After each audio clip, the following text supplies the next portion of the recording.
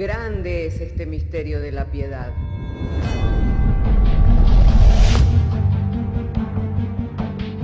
Si se destruyeran los fundamentos, ¿qué ha de hacer el justo? Porque con un solo sacrificio hizo perfecto para siempre a los santificados. Justificados por la fe, tenemos paz para con Dios.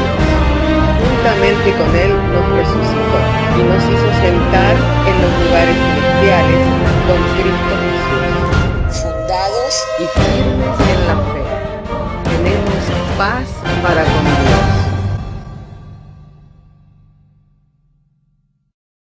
Dios. Les saludo y le abrazo en el amor del Señor y le invito en esta mañana a que abra su Biblia para dar lectura conmigo a las Sagradas Escrituras. De modo que si tiene su Biblia, le invito para que abra su Biblia en el Evangelio de según San Mateo, capítulo 13, verso 44. Y hoy quiero referirme a tres parábolas que menciona el Evangelio según San Mateo en el capítulo 13, en el verso 44, y vamos a leer hasta el verso 52 hoy. Pero vamos a ir leyendo en parte. Amén. Si el tiempo nos es redimido y nos da, vamos a poder explicar algunas cosas que es importante que podamos entenderla para poder apreciar la gracia del Señor para con nosotros. ¿Por qué? Porque muchas veces se toman pasajes de la Biblia aislados o separados unos de otros, y resulta que los pasajes vienen en forma correlativa y hablan de un mismo tema, aunque usa diferentes ilustraciones. Capítulo 13, verso 44 al 52, y vamos a referirnos al verso 44 en esta oportunidad. Dice: además, el reino de los cielos es semejante a un tesoro escondido en un campo, el cual un hombre halla y lo esconde de nuevo, y gozoso por ello va y vende todo lo que tiene y compra aquel campo. Oramos al Señor. Querido Dios y Padre Celestial, en el nombre del Señor Jesucristo queremos agradecerte en esta hora que nos ha dado traer la lectura de las Sagradas Escrituras. Y ruego en oración por la gracia, por la sabiduría, por el entendimiento, para poder compartir tu palabra con denuedo, sin miramiento, sin reserva de palabras, y que tu palabra sea clara, comprensible a oídos de todos, Señor, en donde por ella todos podamos ser edificados y enriquecidos, Señor, a la gracia a la cual tú nos has llamado, para que también a otros podamos anunciar tus virtudes, Señor, creyendo en que tú lo harás, porque al pedir de acuerdo a tu voluntad tú nos oyes, y así como nos oyes también nos respondes. Te damos gracias por Jesucristo, Señor nuestro. Amén. Y tomen asiento los hermanos. Hermanos amados, cuando el Señor Jesús se refiere acerca de estas tres parábolas, y me refiero a la parábola del tesoro escondido, a la parábola de la perla de gran precio y a la parábola de la red, se está refiriendo a un tema que concierne con nuestra vida espiritual, que concierne con lo que hoy nosotros hemos alcanzado y somos en Cristo Jesús. Y a diferencia de muchos comentaristas bíblicos que usan indiscriminadamente o no discriminan la palabra reino de Dios y reino de los cielos, permítame hacer una discriminación entre lo que es la palabra reino de Dios y reino de los cielos. ¿Por qué?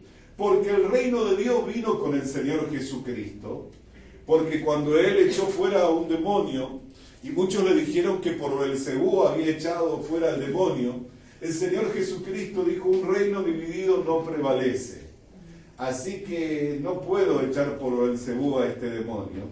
Pero si por el dedo de Dios echo fuera este demonio, el reino de Dios está entre vosotros. Y ciertamente que el reino de Dios vino con el Señor Jesucristo. Pero vino a un mundo donde reina la maldad. Y aunque el reino de Dios venía con el Señor Jesucristo, vino a un mundo en el que reina la maldad, y el que venía representando a ese reino murió crucificado. y fue rechazado, y se vio escrito un nombre sobre su cruz, en la cual estaba escrito en griego, en latín y en hebreo: aquí yace el Rey de los judíos, manifestando de que las tres culturas principales que gobernaban sobre la faz de la tierra en aquel tiempo, que los griegos se caracterizaban por la sabiduría, los romanos por la justicia y los hebreos por la religión verdadera, rechazaron al Rey de Gloria, rechazaron a Jesucristo. Entonces nosotros tenemos que mirar que el reino de Dios se manifiesta en aquellos que en algún lugar y en un momento, en un espacio de tiempo, aceptan ese señorío, aceptan ese gobierno. Amén. Entonces nosotros tenemos que mirar, hermano amado, ¿por qué? Porque cuando se refiere al reino de Dios, se refiere a un reino que vino con un representante que es su embajador, que es Cristo Jesús. Y hoy nosotros que fuimos trasladados del reino de las tinieblas al reino de su Hijo amado, somos también embajadores en Cristo, como si Dios rogara por medio nuestro que los hombres se reconcilien con Dios. Pero sabemos que hay resistencia, sabemos que hay oposición y sabemos que aún no es visto bien por el mundo. ¿Por qué? Porque el mundo se encuentra en una antítesis, en una contraposición a ese reino. Y todo esto sucede hasta que el Cristo y nuestro Dios establezca su reino sobre esta tierra. Y eso sucederá. Si usted lee en Apocalipsis capítulo 11, verso 15, dice que al final de la última trompeta, el séptimo ángel tocó la trompeta y hubo grandes voces en el cielo que decían: los reinos del mundo han venido a ser de nuestro Señor y de su Cristo, y Él reinará por los siglos de los siglos. Amén. Así que, hermanos, sucederá que un día el Señor Jesús va a venir y va a poner sus pies sobre esta tierra, el monte se va a partir al medio, va a combatir contra las naciones de la tierra que se reunirán en el Armagedón, y una vez finalizada esa batalla, Él va a establecer su reino milenial sobre esta tierra, y los que hayamos venido con Cristo vamos a reinar con Él. Amén. Por eso es que explicábamos días pasados sobre la importancia que tiene la fidelidad a Dios y el poner la mira en las cosas de arriba y no la de la tierra. Porque esto es lo poco y lo mucho viene cuando Cristo venga a reinar sobre esta tierra. Y a los que fueron fieles, siervos, le dirá: porque has sido fiel sobre lo poco, sobre lo mucho te pondré. Ve y reina sobre 10 naciones. Y a otro le dirá: ahora tú reinas sobre 5 naciones. Y a cada uno, según como haya administrado la gracia que le fue concedida estando sobre esta tierra, es lo que le va a ser concedido por la eternidad. Amén. Por eso es que nosotros no tenemos que poner la mira en las cosas de abajo, las cuales son temporales, y no tenemos que poner la mira en las cosas de arriba. Pero cuando habla del reino de los cielos, no es lo mismo que en la tierra. Porque en el reino de los cielos, cuando hubo una rebelión y el diablo, que era un querubín precioso, se rebeló, y con él una tercera parte de los ángeles de la creación celestial le siguieron, fue arrojado del cielo a la tierra. ¿Qué significa? Que en los cielos no es aceptada la rebelión. Si alguien se quiere rebelar en los cielos, no tiene lugar. ¿Por qué? Porque en los cielos se hace lo que Dios dice. Así que cuando el Señor Jesús está hablando del reino de los cielos, no está hablando de uno mirada de abajo hacia arriba, como nosotros podemos mirar, como tantos interpretan y dicen: bueno, el tesoro escondido es mi salvación. Si bien tiene relación con mi salvación, pero no habla de lo que yo puedo hacer, sino que habla de lo que Dios ha hecho, de lo que Dios viene haciendo y de lo que Dios hará. ¿Por qué? Porque está hablando de la manifestación de esa voluntad que está en los cielos. Está hablando de la manifestación de esa voluntad que está en los cielos. Por eso dice, el reino de los cielos es semejante a un hombre, amén, es semejante a un tesoro escondido en un campo, el cual un hombre halla, y lo esconde de nuevo, y gozoso por ello va y vende todo lo que tiene y compra aquel campo. Ahora, ¿cómo nosotros podemos relacionarlos con lo que es la iglesia? Porque la iglesia estuvo escondida en Cristo desde antes de la fundación del mundo. La Escritura dice claramente que nosotros fuimos creados en Cristo, que somos hechura suya, creados para buenas obras. Y cuando Jesús vino al Jordán para ser bautizado por Juan el Bautista, dijo, he aquí el Cordero inmolado que quita el pecado del mundo. Y el autor de la carta a los Hebreos dice que había sido inmolado desde antes de la fundación del mundo, que estaba destinado y preparado desde antes de la fundación del mundo. Así que Cristo viene desde antes que el mundo fuese y es desde la eternidad y hasta la eternidad. Y si nosotros fuimos creados en Cristo, estábamos en los planes de Dios por medio de Jesucristo antes que apareciéramos en el escenario de este mundo. Antes que fuéramos gestados en el vientre de nuestra madre, ya habíamos sido conocidos por Dios. Nuestra vida estaba escondida con Cristo en Dios. Nuestra vida estaba escondida con Cristo en Dios. Amén.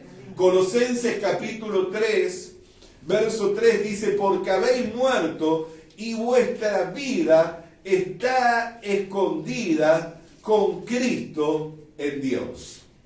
Ahora, nuestra vida estaba escondida con Cristo en Dios.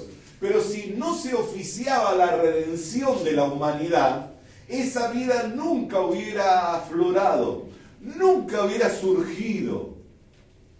¿Por qué? Porque cuando nosotros vinimos a este mundo, vinimos en la condición de un hombre que había sido concebido en pecado, de un hombre natural. Trajimos una naturaleza que es la naturaleza que recibimos de nuestros padres, amén, la cual vino contaminada por el pecado.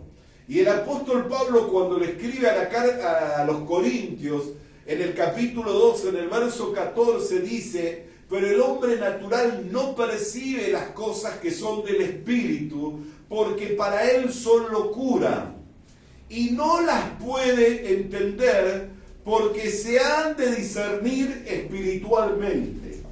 ¿Qué significa?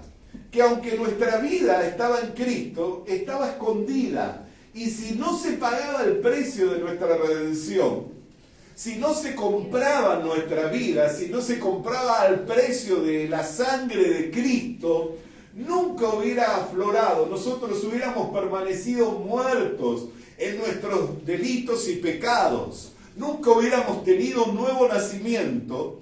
Nunca hubiéramos nacido de Dios, y al no haber nacido como hombre espiritual, no hubiéramos podido descubrir lo que hoy estamos descubriendo y gozando.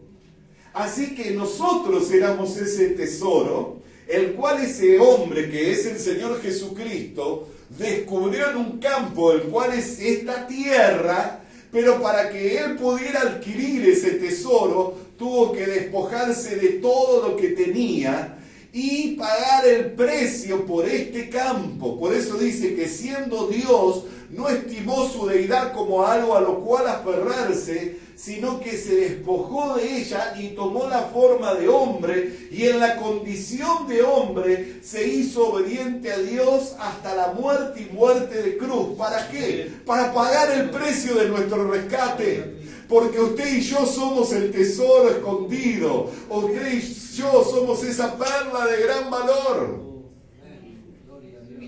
la cual tuvo que pagarse y comprarse por un precio. Por eso eso, hermano amado, si hay algo que nosotros tenemos que amar, es el amarnos unos a otros, porque Cristo nos amó y se entregó por nosotros y pagó el precio de nuestro rescate. Y si hay algo que tenemos que amar, es a Cristo y es su cruz. Porque si Él no hubiera pagado el precio de nuestro rescate, aunque usted y yo estábamos predestinados para esta vida, nunca hubiera surgido esa vida, porque hubiéramos permanecido muertos en nuestros delitos y pecados y nunca nos hubiera resplandecido, nunca nos hubiera sido abiertos los entendimientos para comprender que somos hijos de Dios y que somos una nueva creación y que hemos sido bendecidos con toda bendición espiritual en los lugares celestiales. Alabado y bendecido sea el nombre del Señor. Por eso esta parábola habla del sentir de Dios y habla del plan de Dios para con nosotros. El tesoro estaba en el campo, pero ¿quién sabía que usted y yo teníamos ese valor? Cuando yo estaba en el mundo, muerto en mis delitos y pecados, viviendo según los malos deseos, siguiendo la corriente del mundo, ¿alguien podría decir que yo tenía el valor que tengo hoy en Cristo? Nadie. Nadie se daba cuenta. De igual manera con usted. ¿Quién iba a decir que usted era de gran valor? Cuando estaba en la depresión, cuando estaba en la brujería, cuando estaba en las cosas de la macumba, cuando estaba a las espaldas de Dios, ¿quién iba a decir que usted tenía un gran valor? Sin embargo, aquel hombre que encontró en usted ese tesoro, pagó el precio de su rescate para pudiera aflorar esa vida. Y llegó el tiempo en el que le fue corrido el velo del entendimiento y usted recibió a Cristo por la fe, y al recibir a Cristo tuvo un nuevo nacimiento y la vida de Dios inundó todo vuestro ser, cuerpo, alma y espíritu fueron llenos por la presencia del Señor. Y ahí dejó de ser del diablo y dejó de ser del mundo y dejó de ser un pecador para venir y ser de Dios. Amén. Por eso dice que Él escogió lo vil y menospreciado, lo que no es, para deshacer lo que es. Pero hoy ya usted y yo no somos lo vil y menospreciado. Éramos vil y menospreciado cuando estábamos en el mundo, pero ahora nosotros somos el tesoro de Dios. Amén. Somos el tesoro, somos la perla de gran precio. Amén. Pero hubo que pagar un precio. El que descubrió ese tesoro, que es el Señor Jesús, que conocía todas las cosas, tuvo que pagar el precio. Por eso dice que por el gozo puesto por delante menospreció el oprobio de la cruz. ¿Por qué? Porque él ya sabía lo que habría de acontecer y que iba a llevar muchos hijos a la gloria. Y que él no iba a ser más el unigénito, sino que iba a ser el primogénito entre muchos hermanos. Y se gozó y sufrió y pagó el precio. No le importó el precio que tenía que pagar, porque usted y yo éramos ese tesoro y somos ese tesoro para Dios. Amén. Alabado y bendecido sea el nombre del Señor. Pero el verso 45 dice: también el reino de los cielos es semejante a un mercader que busca buenas perlas, y habiendo hallado una perla preciosa, fue y vendió todo lo que tenía y la compró. Así que no solamente Dios descubrió que nosotros éramos ese tesoro y pagó el precio, no solamente esta vida que estaba escondida fue valorizada por la sangre de Cristo, sino que también fue deseada. Porque cuando habla de un mercader, habla de un hombre que transita tierras lejanas en busca de tesoros, en busca de perlas de gran valor. Por eso dice, el reino de los cielos es tan semejante a un mercader que busca buenas perlas. Y esto tiene que revertir la idea y el pensamiento que tiene acerca de usted mismo, diciendo: seré bueno. Si no fuera buena, Dios no lo hubiera comprado. Si usted no tuviera ningún valor, no hubiera pagado el precio. Cuando yo entendí esto, dije: yo soy la perla de buen precio. Porque si no hubiera sido bueno, no hubiera pagado el precio por mi rescate. si pagó el precio por mi rescate, más allá de lo que yo piense de mí mismo, más allá de la idea que yo tenga de mí mismo, más allá de lo que los demás digan de mí mismo, la Biblia, la Escritura dice que aquel hombre que dejó su gloria, la gloria del Padre, y recorrió y fue a tierras lejanas, vino a este mundo, no dudó en pagar el precio por mi rescate, porque me amó y me deseó. Me deseó tener. Me amó y me deseó tener. Y si usted está en Cristo, es porque Cristo vio en usted la perla de gran precio y le amó y le deseó tener también. Amén. Amén. Segunda de Tesalonicenses capítulo 2 verso 13 dice: pero nosotros debemos dar siempre gracias a Dios respecto a vosotros, hermanos amados por el Señor, de que Dios os haya escogido desde el principio. ¿Para qué? Para salvación, mediante la santificación por el Espíritu y la fe en la verdad. El apóstol Pablo dice: debemos dar gracias a Dios siempre respecto a vosotros, hermanos amados por el Señor, de que Dios os haya escogido desde el principio para la salvación, mediante la santificación por el Espíritu y la fe en la verdad. Amén. Dios nos amó y nos escogió desde el principio. Amén. Somos esa perla de gran precio. No dudó en vender, en entregar todo lo que tenía. Por eso, cuando él estaba orando en San Juan capítulo 17, Padre, la gloria que yo tenía antes, devuélvemela. Amén. Él dejó su gloria y vino a este mundo a pagar el precio, porque encontró en usted y en mí un tesoro escondido, encontró en usted y en mí una perla de gran precio.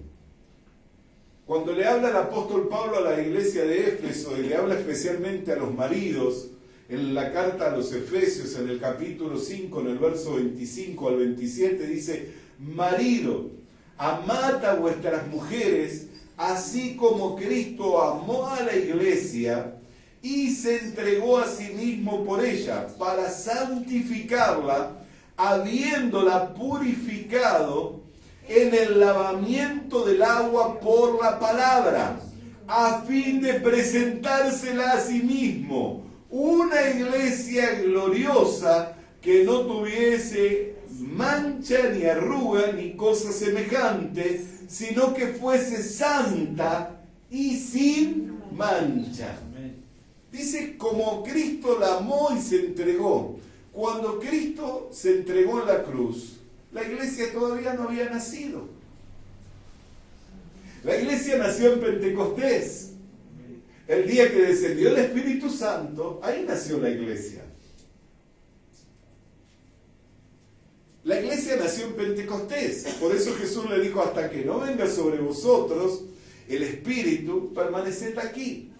Pero cuando haya venido sobre vosotros, me seréis testigos en Jerusalén, en Judea, en Samaria y hasta los confines de la tierra. Que tenía que suceder algo. ¿Qué iba a suceder? La unión de Cristo con la iglesia por medio del Espíritu Santo. Hasta que el Espíritu Santo no descendió sobre la iglesia, Cristo no se había unido con la iglesia, porque Él se une con la iglesia por medio del Espíritu. Había pagado el precio de la redención, la había purificado, la había lavado con su preciosa sangre, pero tenía que esperar el cumplimiento del Padre en enviar el Espíritu Santo para venir y hacer morada en nosotros, y que nosotros, que somos este edificio, nos convirtiéramos en templo y morada de Dios en el Espíritu. Así que nuestra unión con Cristo es por medio del Espíritu Santo. La iglesia no nació hasta que no descendió el Espíritu Santo. Sin embargo, Cristo la amó antes que ella naciera. Antes que ella surgiera en el escenario del mundo, la amó y se entregó. Porque cuando se entregó, hasta sus apóstoles le dejaron, hasta sus discípulos le abandonaron, no quedó ni uno. Y el que decía: iré contigo a la muerte, le negó 3 veces. Así que no era por esos, sino eran por los que luego se iban a poner en pie y iban a decir, como dijo Pedro, no es que estábamos ebrios, porque es la hora tercera, sino que esto es lo anunciado por el profeta, que en los postreros días derramaría de su espíritu y seríamos llenos y hablaríamos en nuevas lenguas. Sino por ese Pedro, no por el que le negó, sino por el que nació de Dios y que nació por el Espíritu y que era totalmente distinto a aquel que le negó en el patio del dolor. Hacía unos días atrás le había negado y no quería identificarse con Cristo y le negó 3 veces y en la tercera vez lo hizo bajo juramento de maldición. Pero cuando descendió el Espíritu, él se convirtió en un hombre nuevo. Así que estaba en medio de toda la ciudad. Sin embargo, puesto en pie, no dudó en dar testimonio de Jesucristo y de lo que estaba aconteciendo. ¿Por qué hizo eso? Porque había un cambio en la naturaleza. Se había convertido en un nuevo hombre. Así como cuando usted y yo hemos recibido la gracia de Dios, nos hemos convertido en un nuevo hombre. Nos hemos convertido en un nuevo hombre. Por eso es que no tenemos apetito por las cosas del pasado, las cosas viejas. Y aún si quisiéramos gustar de ellas, no tenemos en ellas satisfacción. ¿Por qué? Porque tenemos este combate dentro nuestro, en donde la carne y el espíritu mantienen un combate entre sí para que no hagamos lo que queremos. Porque Dios ha enviado su espíritu, el cual mora dentro de nosotros y nos anhela celosamente. Por eso continuamente está enviándonos su palabra, continuamente está ministrándonos, continuamente está tocándonos, continuamente está haciendo su obra en nosotros para que se cumpla el propósito de su voluntad, para lo cual nos escogió y nos compró. Para el cual nos escogió y nos compró. Así que esto habla de que su vida es de gran valor y estaba escondida. Y para que pudiera surgir de su vida tuvo que pagarse el precio de la redención. Esto habla que usted es la perla de gran precio, por la cual ese mercader que transitó tierras lejanas no dudó en dejarlo todo y en entregarlo todo para adquirirlo a usted, porque fue deseado y amado por ese mercader. Fue deseado y amado. Por eso el Señor Jesucristo también en algunas oportunidades, ya desde pequeño, a los 12 años estaba diciendo, ¿no sabéis que en los negocios de mi Padre tengo que estar? ¿Por qué me buscáis? Porque para Él, hermano amado, Él venía a comprar, venía a pagar el precio de nuestro rescate, venía a adquirirnos por precio, Él venía a hacer negocios para Dios. Y la pregunta que hoy nosotros tenemos que hacer, ¿para qué estamos en medio de estos tiempos y en este lugar? ¿Para vivir para nosotros o para hacer negocios para Dios? ¿Y cuál es el negocio de Dios? Las almas.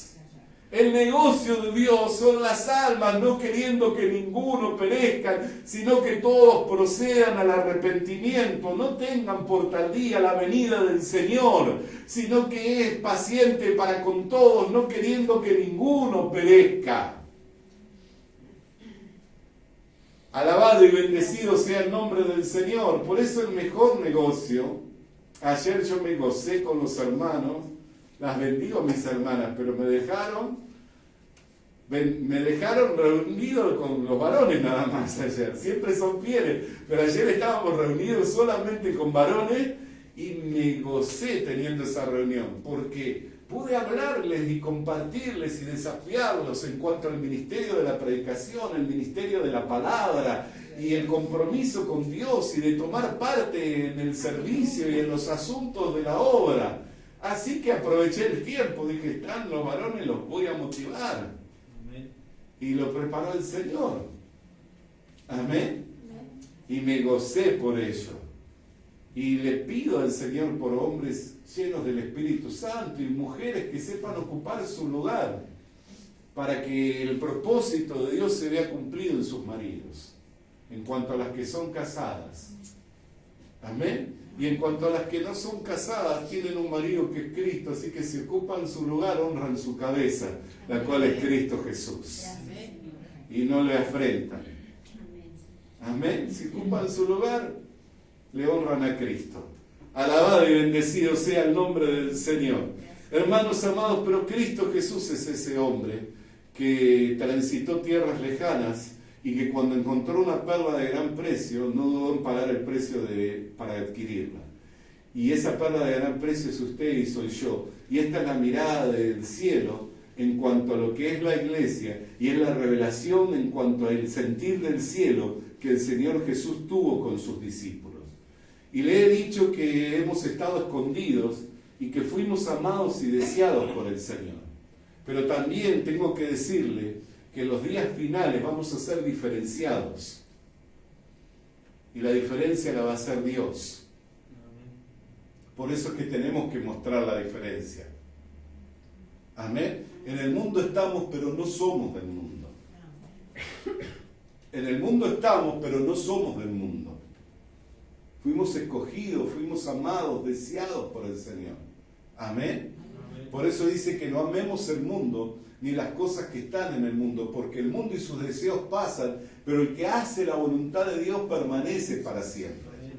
Y fíjese cuando habla allí en el capítulo 13, verso 47 sobre la red, porque esto va a pasar un día. Asimismo, el reino de los cielos es semejante a una red que es echada en el mar. Recoge de toda clase de peces y una vez llena, la saca a la orilla y sentados recogen lo bueno en cestas y lo malo echan fuera. Así será al fin del siglo. Saldrán los ángeles y apartarán a los malos de entre los justos y los echarán en el horno de fuego, y allí será el lloro y el crujir de dientes. Nuestras vidas fueron halladas, fueron amadas y deseadas, y tienen que hacer la diferencia. Tienen que hacer la diferencia. Porque si no nos diferenciamos de los que no tienen fe, ni Dios, ni esperanza, hermano querido, la red fue echada y la red es el Evangelio. El llamador de Dios, por el cual el Dios pesca a los hombres, es el Evangelio. La red fue echada, el mar es el mundo. El mar es el mundo. Y saca toda clase de peces, pero al final se va a ver y se va a marcar la diferencia. Amén. ¿Y dónde se muestra que hay una diferencia?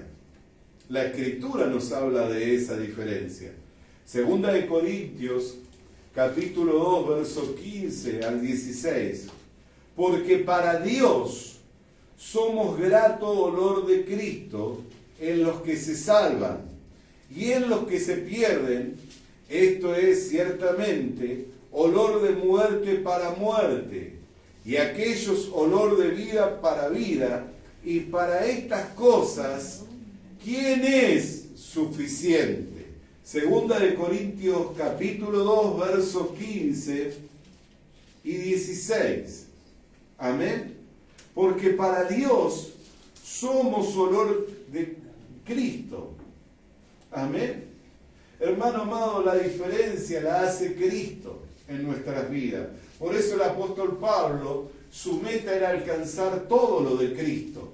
Y llegó al punto en el cual dijo, ya no vivo yo, Cristo vive en mí.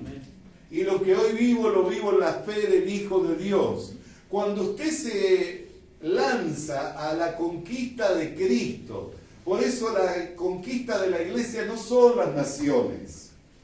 No es el barrio ni el mundo. La conquista de la iglesia es Cristo. Si usted conquista a Cristo, Cristo atrae a sí mismo al perdido. Si usted desarrolla lo de Cristo, no hay manera en que no pueda predicar con autoridad, no hay manera en que no le acompañen señales, prodigios y maravillas, no hay manera en que no se manifiesten todas las virtudes de esa vida. Por eso la conquista de la iglesia no son las naciones, ni es el mundo, sino que la conquista de la iglesia es Cristo. Y si la iglesia alcanza y desarrolla la vida de Cristo, Cristo va a ser por medio de la iglesia haciendo su obra, iglesia, ¿por qué? Porque la iglesia es el instrumento de Cristo para alcanzar al mundo. Pero ¿qué hay si yo no desarrollo el amor de Dios? ¿Qué hay si no se desarrolla Cristo en mí? Así como traigo, también lo echo a perder. Así como atraigo, por medio del mensaje, también lo echo a perder cuando no manifiesto las virtudes del amor, la paciencia, la templanza, la mansedumbre, la benignidad, el dominio propio, la fe. Cuando yo no manifiesto esas virtudes, lo echo a perder. Y aún termina siendo el nombre de Dios blasfemado. ¿Por qué? Porque hoy mucha gente blasfema el nombre de Dios y habla mal de la iglesia porque la iglesia le ha dado motivos para hablar. Por las actitudes que han tenido. Pero va a llegar un día en que los que son verdaderos hijos de Dios, en los que están en la búsqueda de que Cristo se desarrolle y que no están mirando el mundo y las cosas de este mundo como su meta y como su objetivo, sino que han puesto la mirada en el Señor, donde está su vida escondida con Cristo en Dios, que van a hacer la diferencia y va a haber la separación. Y ese día va a llegar. Por eso el tiempo de alcanzar esa madurez y ese desarrollo es ahora. El tiempo para crecer y para desarrollar y para madurar es ahora, porque una vez que salgamos del escenario de este mundo va a venir el juicio.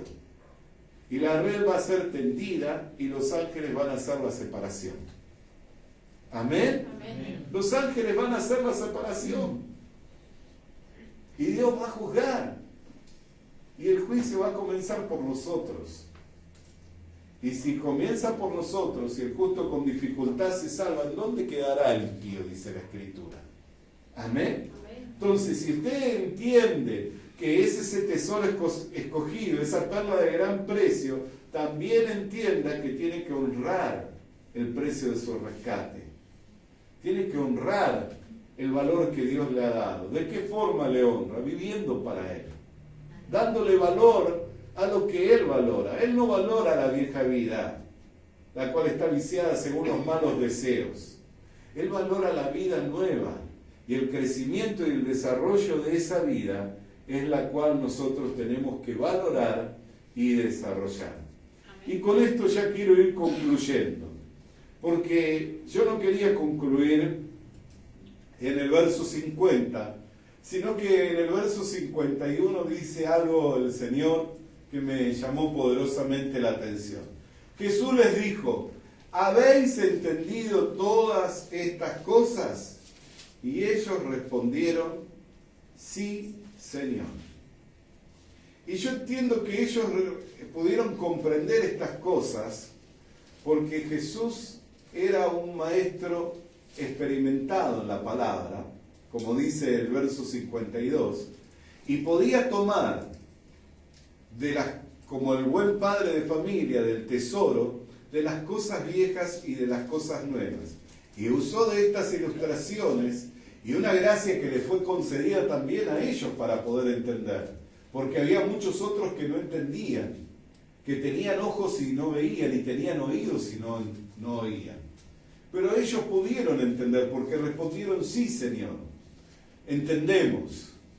Pero Jesús dijo que no había sido porque sí, sino porque Dios les había concedido una gracia para que ellos pudieran comprender, habiendo tomado de cosas nuevas y de cosas viejas, siendo Él un maestro experimentado para enseñar las Escrituras. Porque dice: todo escribo docto en la ley es como un padre de familia que del buen tesoro saca tesoros viejos y tesoros nuevos, cosas nuevas y cosas viejas.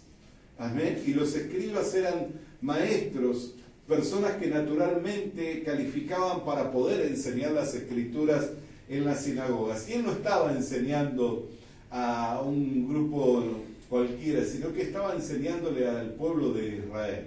Y estaba tomando de las ilustraciones de la vida contemporánea, pero también estaba enseñando verdades espirituales y eternas. Amén. ¿Qué quiere decir esto? Que cuando nosotros tenemos oídos para oír, el entender se da mediante la fe. cuando yo creo a lo que es Dios que está ministrando, cuando yo creo a que lo que se está ministrando viene de parte de Dios, yo lo voy a entender y no va a haber dificultad.